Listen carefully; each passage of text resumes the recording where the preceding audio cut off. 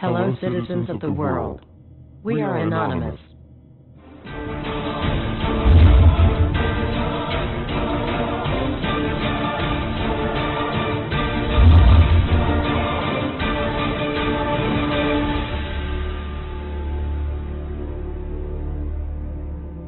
Dear brothers and sisters, now is the time to open your eyes.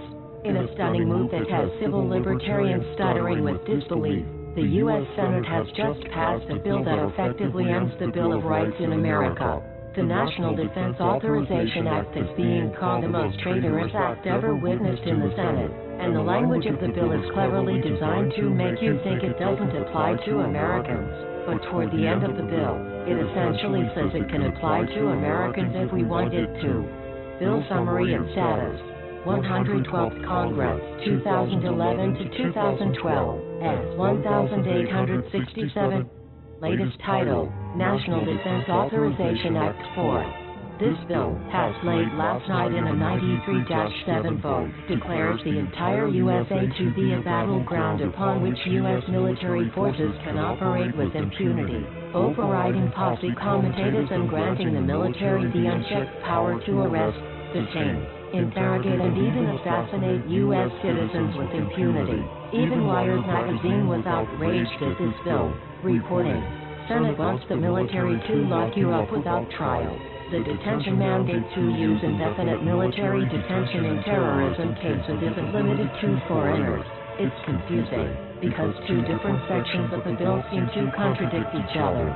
But in the judgment of the University of Texas Robert Chesney, a nonpartisan authority on military detention, U.S. citizens are included in the grant of detention authority. The passage of this law is nothing less than an outright declaration of war against the American people by the military-connected power elite. If this is signed into law, it will shred the remaining tenets of the Bill of Rights and unleash upon America a total military dictatorship, complete with secret arrests, secret prisons, unlawful interrogations, indefinite detainment without ever being charged with a crime, the torture of Americans and even the legitimate assassination of U.S. citizens right here on American soil. If you have not yet woken up to the reality of the police state we've been warning you about, I hope you realize we are fast running out of time. Once this becomes law, you have no rights whatsoever in America, no due process, no First Amendment speech rights, no right to remain silent, nothing. The U.S. Senate does not want us to speak. I suspect even now orders are being shouted into telephones and men with guns will soon be on their way. Why? Because while the truncheon may be used in lieu of conversation, words will always retain their power. Words offer the means to meaning, and for those who will listen, the enunciation of truth. And the truth is, there is something terribly wrong with this country, isn't there? Cruelty and injustice, intolerance and oppression, and where once you had the freedom to object, to think and speak as you saw fit, you now have censors and systems of surveillance coercing your conformity and soliciting your submission. How did this happen?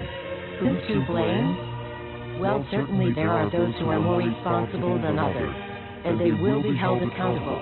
But again, truth be told, if you're looking for the guilty, you need only look into a mirror. I know why you did it. I know you were afraid. Who wouldn't be? War, terror, disease. There were a myriad of problems which conspired to corrupt your reason and rob you of your common sense. Fear got the best of you, and in your panic, you turned to the now president in command, Barack Obama. He promised you order. He promised you peace. And all he demanded in return was your silent, obedient consent. More than 400 years ago, a great citizen wished to embed the 5th of November forever in our memory. His hope was to remind the world that fairness, justice, and freedom are more than words, they are perspectives.